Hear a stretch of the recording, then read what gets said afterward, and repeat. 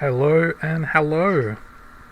It's been a few days since I've done a video on the asymmetrical regauging free energy transformer. Well, there's a good reason for that. My desk was an absolute mess last week, so I'm pretty sure of how this transformer is supposed to work, generally speaking. So I've reduced everything to these two boards.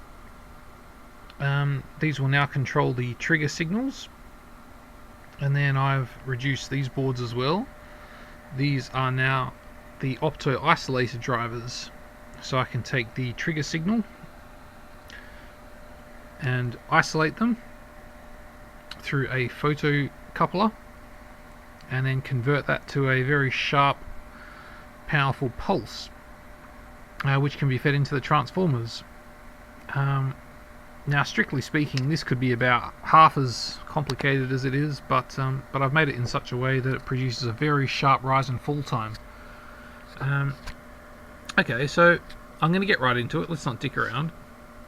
That's the transistor driver to drive the primary, and I've rewound the two secondaries. So I was burning energy before. These secondaries are now only 100 turns each. And I should rewind the primary because that's about 120. I'd like to bring that down further.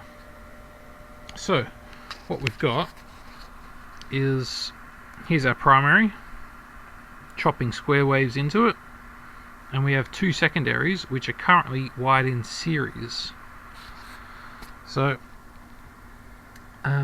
if you put the oscilloscope on across the two secondaries, right across them, what you'll see is a square wave coming out, and below that you'll see a peak. You'll see this wave underneath. So I've got a diode across the series secondaries, and then the transformer relaxation time will be fed through that globe. And as I demonstrated in my last video, when you put a brief short across these square waves, it increases the transformer relaxation time, therefore it increases the power going through that part of the circuit.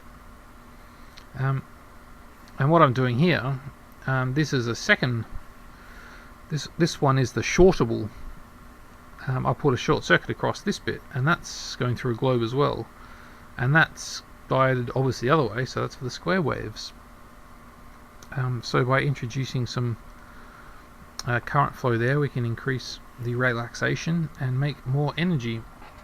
Now there's only a certain number of ways this can work, and I thought I'd run through them. So currently that's about 14 volts, about 800 milliamps, which is fairly modest. Now this globe is the one that's not being switched. This is on all the time. That is the relaxation energy, which would be represented at the bottom half of the scope by this blue wave here. Everything below the line is the relaxation pulses. And as you can see, we've got a problem. I'm unable to use all the energy. I'm turning the pulse on here, but the relaxation hasn't been completed. So I'm actually paying more for this input.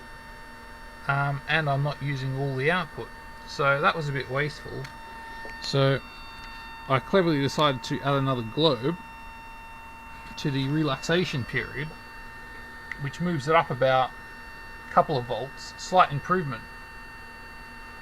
But at this point, the reason for making the video is that I want to show what happens with the current config when I try and dial in these temporary shorts.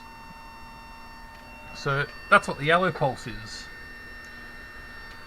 I can vary the duty of that pulse,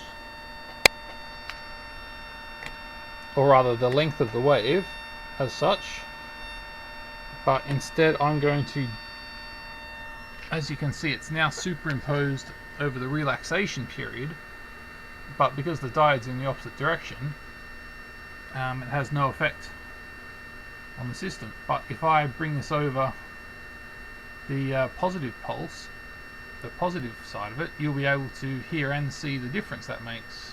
So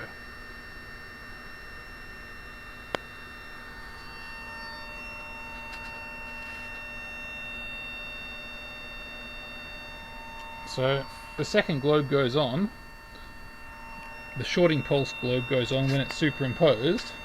No problems there, I'll bring it right the way over. However, on the scope, the relaxation period actually gets reduced.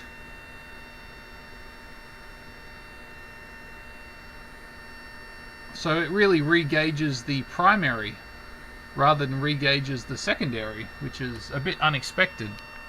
In my previous experiments, it wasn't doing that. So I'll do it again, having a look at the globes. The shorting globe comes in fine, but the relaxation globe is quietened down a bit. In my previous experiments, I didn't have a globe here. I had a dead short.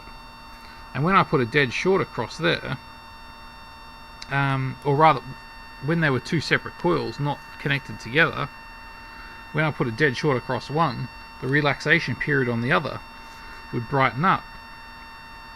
So hopefully that effect is available to me in a more useful form. So I'm going to keep trying to find that.